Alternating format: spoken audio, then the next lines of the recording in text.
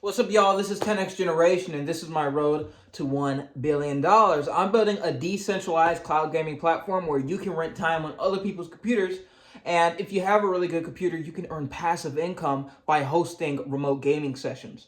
So I have to make a confession. I wasn't able to keep my promise or my declaration to you viewers. I said maybe about 17 days ago that I was going to be done in a week.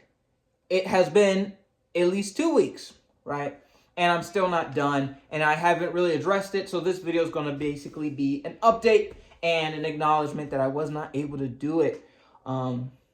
So yeah, first off, I was going to integrate. Well, I am in the process of integrating crypto into the payment process. This crypto just seems like the perfect payment processor for this particular application. Because it's, of course, decentralized. It makes transferring money very easy. It allows for me to do it send out payments across seas. It allows me to do a bunch of wonderful things, and it seems to really fit and mesh in very well with the Web3 environment. So I was in the process of doing that. It took me a little while to learn about the different APIs and really understand crypto, because I'm actually pretty new to crypto, pretty new to it. I bought some, but I didn't really understand the deep technical layer until I started actually doing research, and I think I have a good understanding of it now about wallets, generating wallets, addresses, the different networks, the different coins, all this stuff. I think I have a pretty good understanding of it now. I wouldn't say I'm an expert, but I'm getting a lot better at it. And I spent the first maybe 3 days just wrapping my head around that and creating some test kind of environments of, wanting to request a computer, and then when you request it, it asks you to send a payment to this wallet that I have, and then once the session is done, it distributes the funds. So it'll give you a refund back of all the time you didn't use, and then it'll pay out the other person, and then also I can take out my margin of profit and all that stuff. But this is where it actually, and that's where I kind of made my estimation that it's going to take a week, right? And because 3 days to pretty much figure that out, I thought I was moving at a rapid pace. But when implementing this, I realized that I needed to,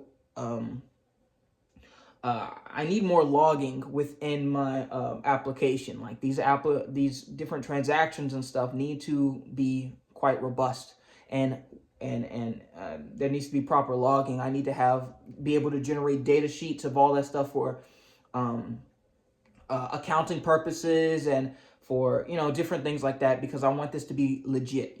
So I want to do it correctly, and I don't want to be playing with people's money. So I need to have proper logging of everything, and in doing that, I had to create some extra tables and all this stuff.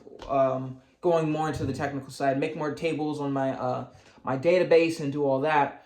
But I was looking through my code, and I was like, man, this code can actually be written a lot better. And this is something that I'm used to, having to refactor my code multiple times. This happened with Neon Controller. I had to rewrite that app 3 times. This happened with GP Overlay. I had to rewrite that app like 7 times, because as I learn more and as the project gets bigger, things get buried. Sometimes I'll just throw in a feature. It just gets too complicated. So when I try to build on top of it, the whole thing falls down.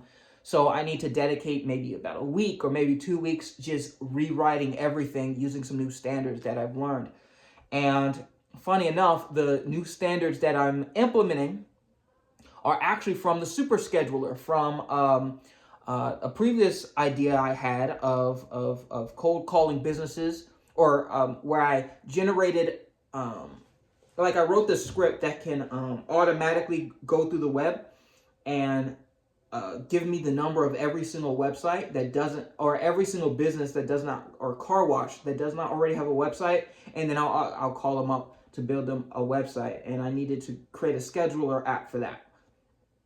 That app was actually written by my standards very well. It was very well organized, and I just kind of came up with some strategies there to make everything nice and organized, and I'm transferring over to Neon Arcade. So that's what I'm doing now, is taking a little bit of time. But also, in addition to that, I started running into a lot of issues. And this is something that I always see before I start making big changes, is that I will start running into just dumb issues that just show up. Like, for whatever reason, my local database, so I have two different databases. I have the one that exists on the server, the production one, and then I also have one that exists on my computer. It just stopped working. I was using, I forget what it's called. I forget what it's called. Apache. Yeah, I think it's Apache database. Yeah, I think it's called that. It's so funny. I never say these words. I just program. I never say it. So saying it is kind of weird. But Apache just stopped working, and I uninstalled it, reinstalled it, kept doing that. It didn't work, so I had to switch over to this other one. I forget what it's called, but that one works a lot better. And also, my server itself was not configured to run the Coinbase software development kit.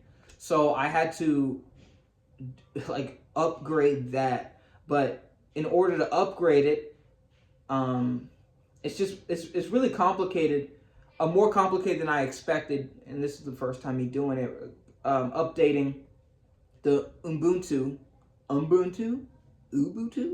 however you say it, updating that to the most current version and doing that.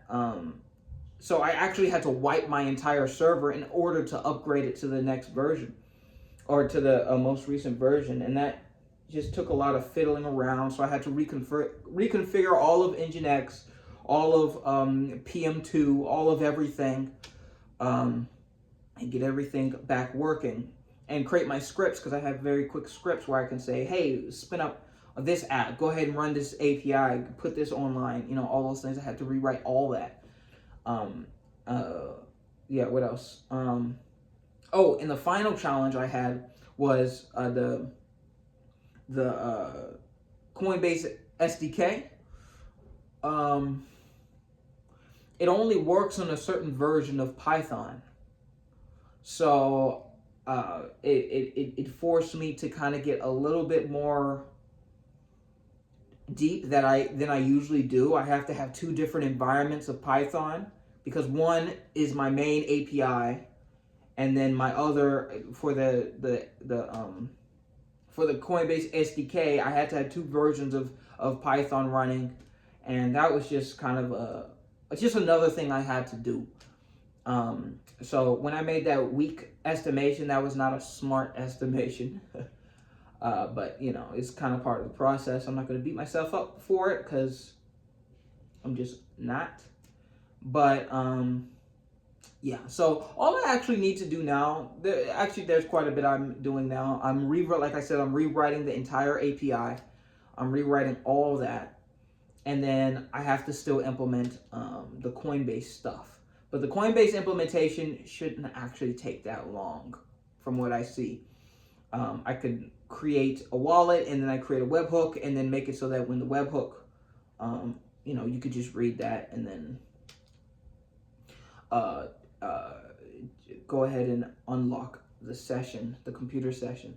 And it actually simplifies some things, because before, when I was using Stripe to handle the payments, once you make a payment on Stripe, it will give you, inside of my server, there'll be these virtual tokens that will be exchanged and all that stuff, and then you would have to click another button to go ahead and cash out your tokens, and there was going to be a minimum amount of tokens to cash out, because the transfer fees would be so high. All that is basically eliminated with just right before you want to pay for a remote session, you just transfer the tokens. You just pay right there, and it sends it over, Coinbase Base Network. So no fees, as long as the other person has a Coinbase address. and we send it over that, and then once it's over, it all automatically goes out. So you don't have to worry about payouts. You don't have to worry about any of that. You get your money instantly, which I think is pretty cool. It's pretty cool. So yeah, is there anything else I want to talk about? Not really. That's it. So yeah, that's kind of a quick update. I kind of rambled through that kind of quickly, but that's where I'm at, and I'm super excited for this project. I really think this is going to take off. I really think this is going to be an amazing service for a lot of people. A whole lot of people who don't have access to these expensive computers. And for people who want to make some extra cash with their expensive computers.